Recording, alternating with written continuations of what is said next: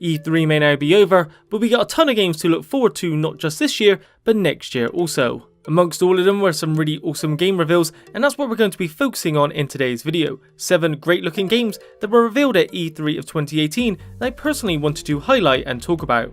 For this list, I've avoided titles that were announced with extremely little shown, so although great reveals, don't expect to see the likes of say Elder Scrolls 6, Doom Eternal or Halo Infinite.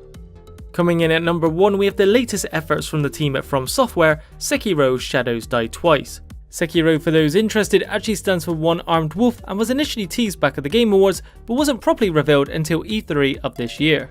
The game is set during the Sengoku period in Japan, and upon first inspection, you might assume it's essentially just a Japanese themed Dark Souls or Bloodborne game, but that may not be quite the case. Although I don't believe it's 100% confirmed, it seems to have more in common with one of their previous IPs, Tenchu. Regardless, there will at least be some similarities with the Soulsborne titles, although it seems with a greater emphasis on verticality, and considering it's being developed by From Software, it should turn out pretty great. While we didn't get to see much of Halo Infinite in Microsoft's press conference, we did get to see a fair amount of the next Gears of War title, and there was a surprisingly big tonal shift from the last that many are comparing to that of the recent God of War, presenting a much deeper and more emotional story. The reveal for Gears 5 confirmed that Kate Diaz will be playable in the new game, and it looks like there will be a greater focus placed on her than in Gears 4, delving heavily into her heritage as the Locust Queen's granddaughter and all the conflict that naturally comes with that. It's clear the Coalition are doing their utmost to create the best Gears of War yet, and hopefully they succeed. The third game on this list may seem like an oddity, but I feel like it deserves a mention. First of all, the awesome adventures of Captain Spirit comes out extremely soon on June 26th, but most importantly is that it's completely free to play with no microtransactions. The game is set in the universe of Life is Strange, and despite being a self-contained narrative, is somewhat of a prologue to the Life is Strange 2. The game follows a 10-year-old boy called Chris who has a big imagination, and you'll be playing through the adventures he creates and making choices. Because of course it is free to play, you can't expect to get a huge amount of hours out of it, but apparently it will be around 2 hours long with some replayability, which is a good amount of time and absolutely worth checking out. Next, we're talking about a substantially less lighthearted game with a remake of Resident Evil 2. It's now been 20 years since RE2 originally launched on the PS1, and with the remake of the first game launching a few years ago, fans have been wondering when we get an update on the remake for the second that was briefly mentioned in 2015, then quietly put to the side. Thankfully at the Sony E3 conference we got a reveal trailer for it, and it looks like a major improvement.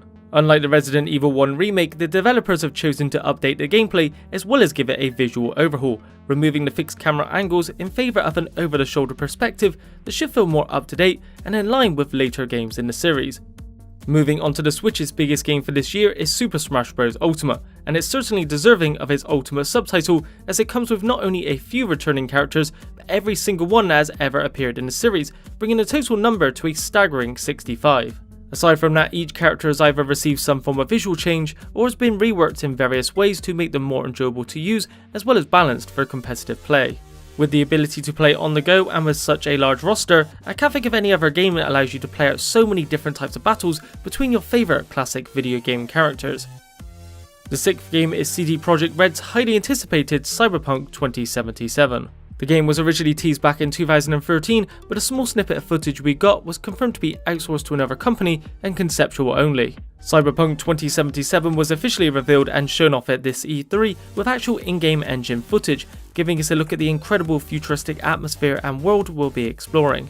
Although we didn't get to see actual gameplay, some at E3 did get to experience it behind closed doors, and they only had good things to say. Despite no release window announced, we do know it'll be a first-person game with shooter elements, RPG mechanics, character customization, as well as feature player choices like The Witcher 3. The last game is none other than Devil May Cry 5. Believe it or not, it's now been an entire decade since the last true sequel came out, and despite a failed attempt at rebooting the series in 2012, it seems it's finally back on track. The E3 reveal trailer gave us a great look at what we can expect from the game's story and combat, with a noticeably different art style than previous iterations. The focus was largely placed on returning character Nero from 4, who now looks a little older, sports a crew cut, as well as a prosthetic metal arm after a mysterious figure removes his demonic one, so it'll be interesting to see how his fighting style has evolved with this change. Devil May Cry 5 was my favourite reveal of E3 and in my opinion the most impressive. It's also set for launch as soon as spring of next year, so not long to wait for all you fans out there.